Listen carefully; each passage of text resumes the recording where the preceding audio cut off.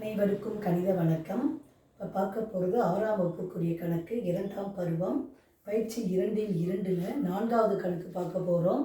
ஒரு விவசாயி தன்னுடைய மின்சார மோட்டாருக்காக திங்கள் மற்றும் செவ்வாய்க்கிழமைகளில் மின்சாரத்தை பயன்படுத்திய நேரம் முறையே 7 மணி 20 நிமிடம் 35 வினாடி மற்றும் 3 மணி 44 நிமிடம் 50 வினாடி எனில் அவர் மின்சாரத்தை பயன்படுத்திய மொத்த நேரத்தை கணக்கிடுக அப்படின்னு சொல்லி கொடுத்துருக்காங்க. திங்கள் செவ்வாய் 2 நாள் பயன்படுத்திய மின்சாரத்தோட நேரம் கொடுக்கப்பட்டிருக்கு, மொத்த நேரம் கேட்கப்பட்டிருக்கு. அப்போ என்ன செய்யணும்? கூட்டணும். இந்த கணக்கை பொறுத்த வரைக்கும் கூட்டி கண்டுபிடிக்கணும்.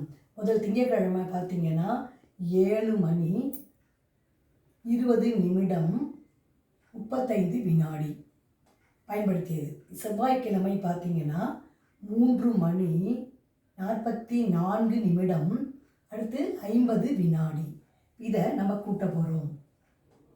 இப்போ 35 50 கூட்டுறோம். 5 5 3 8 85 வினாடின்னு வருது.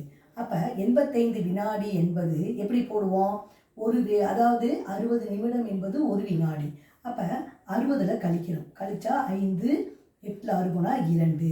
அப்போ ஒரு வினாடி நம்ம என்ன செய்கிறோம்? நிமிடத்தோட கூட்டிக்கிறோம். அப்போ இங்கே போடக்கூடியது 25 வினாடி. அந்த ஒரு நிமிடத்தை இந்த இடத்துல ஆட் பண்ணிக்கிறோம். ஆட் பண்ணால் 4 1 5 4 2 6 65 நிமிடம்னு கிடச்சிருக்கு. அப்போ ஒரு மணி நேரம் என்பது 60 நிமிடம். அப்போ 60ல் இதை கழிக்கிறோம். கழிச்சோம்னா 5 65ல் 60 போனால் 5.